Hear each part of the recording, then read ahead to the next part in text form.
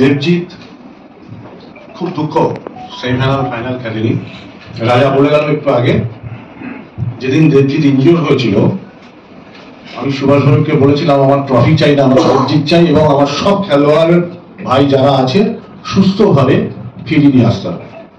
সকালবেলা যখন শান্তিদার সাথে কথা হলো আমার, তখন শান্তিদা বললেন দেবজিৎকে খেলাবার জন্য, দেবজিৎ খেলবার জন্য এবং সুভাষ ভৌমিকও দেবজিৎকে খেলাবার জন্য এত জোর দিচ্ছে, কি করা যায়।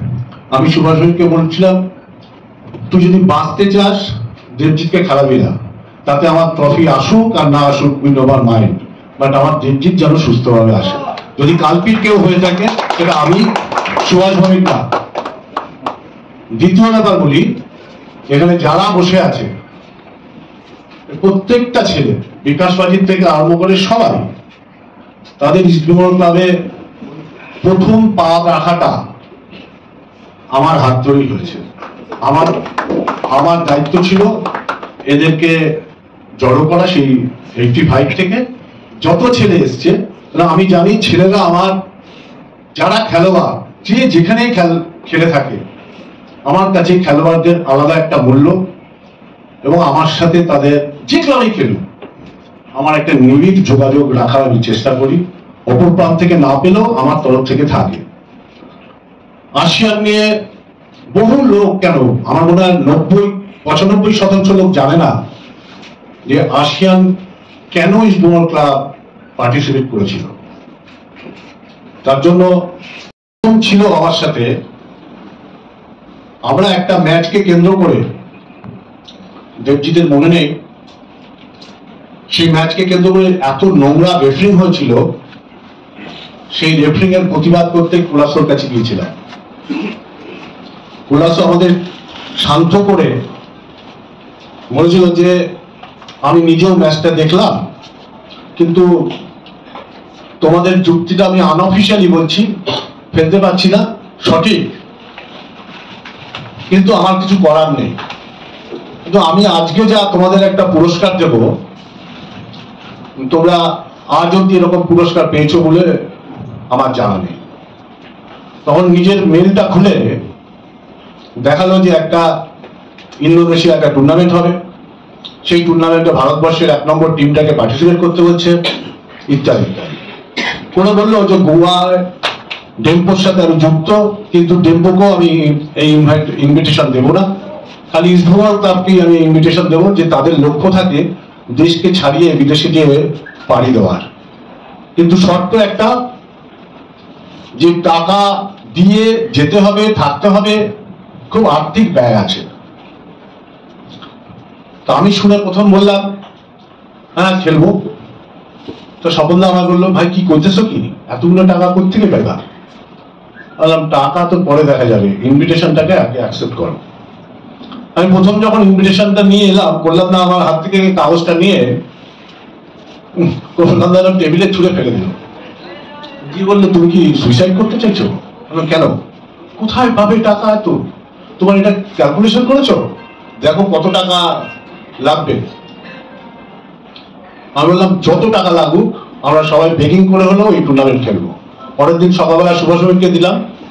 সুভাষ ভৌমিক বললো এইখান থেকেই শুরু হোক আমাদের যাত্রা, আমরা কোথায় শেষ করব দেখা যাবে, আমরা খেলতে যাব, তুই ব্যবস্থা কর। সত্যি দেবজিৎ বলছিল যে এভরিডে 3 ঘন্টা 4 ঘন্টা সুভাষ ভৌমিক, আমি, কল্যাণদা সব আলোচনা করতাম কি করে অর্থ পাওয়া যাবে, এই অর্থের জোগাড় সেটা আর প্রকাশ্যে আনা খুবই অসম্ভব। কিভাবে আমরা অর্থ জোগাড় করেছি ঈশ্বর জানে। হিন্দি ফিল্মে দেখা যায় 22-24টা গাড়ি ঘিরে রয়েছে, আমাদের প্লেয়ারের কাছে যেতে দেবে না, রাত্রির অন্ধকারে পৌঁছাচ্ছি, ইত্যাদি বহু রকমের সিনারি হচ্ছে। দীপককে বললাম তুই ওকে কোনো রকমে ডেকে হোটেলে পৌঁছা, বাকি কাজটা আমি করবো। তো আমরা, দীপক ডেকে নিয়ে এলো, আমরা হোটেলের ছাদে চলে গেলাম, গিয়ে কথাবার্তা বলে ওকে অর্গানাইজ করে সাইন করিয়ে, স্বপনদা তখন গিয়েছিল আই লিগের একটা মিটিং করতে। স্বপনদাকে বলেছিলাম অন্য একটা হোটেলে যেয়ে তুমি থাকো, ওখান থেকে ছেড়ে দাও। স্বপনদাকে ডাকলাম, ডেকে ওই ইন্টারেস্টেড ফর্ম দিলাম, দিয়ে বললাম গোয়ায় যে এয়ারপোর্টে যেয়ে তুমি রাত্রিরে ওখানে যেয়ে শুয়ে থাকো, পরের দিন সকালবেলা তোমার সাথে দেখা হবে। এইসবের ভিতরে কোন এক সাংবাদিকের সাথে আমাদের দেখা হয়ে গেছে বোম্বে এয়ারপোর্টে। সে তার খবর করে দিল, দেওয়ার পর কল্যাণদা এবং সুভাষ ভৌমিক দুজনেই রেজিগনেশন দিয়ে দেবে। জেনারেলি জানেন না প্লেয়ার আনতে গেছে, কোচ জানে না প্লেয়ারকে আনতে গেছে। তো সুভাষ ভৌমিক আমার সাথে কথা বলবে না, কল্যাণদা আমার সাথে কথা বলবেন না, ফায়ার।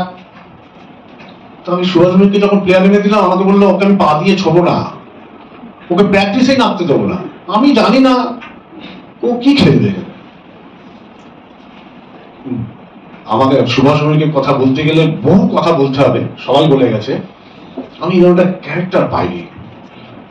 ফার্স্ট ডে প্র্যাকটিস করার পর আমায় ডেকে নিয়ে বলছে ও আমাকে ট্রফিটা এনে দেবে, জানিস, জলের বোতলটা তুলে বলছে ও আমাকে ট্রফিটা এনে। আমার দীপক আর মহেশকে পেয়ে গেছি, আমার কাউকে চাই না। তুমি তো 2 ঘন্টা 4 ঘন্টা আগে বললো ওকে পা দিয়ে ছবে না, বলে ওটা ভুলে যা। কালকে বলেছি কি 2 ঘন্টা আগে বলেছি, এখন যেটা বলছি সেটা শোন। ওকে কি করে রাখা যায় পার্মানেন্টলি সেটার ব্যবস্থা করে। এই সুভাষ বাবু যাও, ইস্টবেঙ্গল ক্লাব লড়াই করে। আমার বলার একটাই বক্তব্য, আমাদের পরবর্তী প্রজন্ম যারা এরা এসছে তারা যেন এটা মনে রাখে, ইস্টবেঙ্গল ক্লাব একটা জিত, একটা চ্যালেঞ্জ, একটা লড়াইয়ের একটা শক্তি, একটা ফ্ল্যাগ হচ্ছে আমাদের লড়াই। এটা বলতে গিয়ে আসিয়ান নিয়ে বহু গল্প আছে। সুভাষ ভৌমিক, স্বপন বল, কল্যাণদা, শান্তিদা, সবার এক একটা ক্যারেক্টার আছে। আমরা আবার চাই এরকম ছেলে আবার জন্ম হোক বাংলায়, যাদের নিয়ে আবার আগামী দিনে আসিয়ানের স্বপ্ন দেখতে পারবো। এখন যারা আছে, আমি ডোন্ট কোট কিংবা অন্য কিছু ভাবার কারণ নেই, তাদের নিয়ে স্বপ্ন দেখা খুব দুর্বিষয় ব্যাপার। যাদের ভিতরে নিজেদের স্বপ্ন নেই তারা অন্য কাউকে স্বপ্ন দেখাবে কি করে? আমি একটু আগে বলছিলাম, এখন যে টিমটা আছে আমার এই টিমটাকে নামিয়ে দিলে আমার মনে হয় ম্যাচটা ড্র অন্তত রাখবে, জিততে না পারলো এই বয়সেও করতে পারবে। এদের ভিতরে জিত, মেটেরিয়াল, ভাবনা, জার্সির মর্যাদা সবই আছে, কিন্তু আমরা দুঃখের বিষয় হয়তো শেখাতে পারছি না ওদের। হয়তো শেখাবো, নতুন করে তৈরি করব।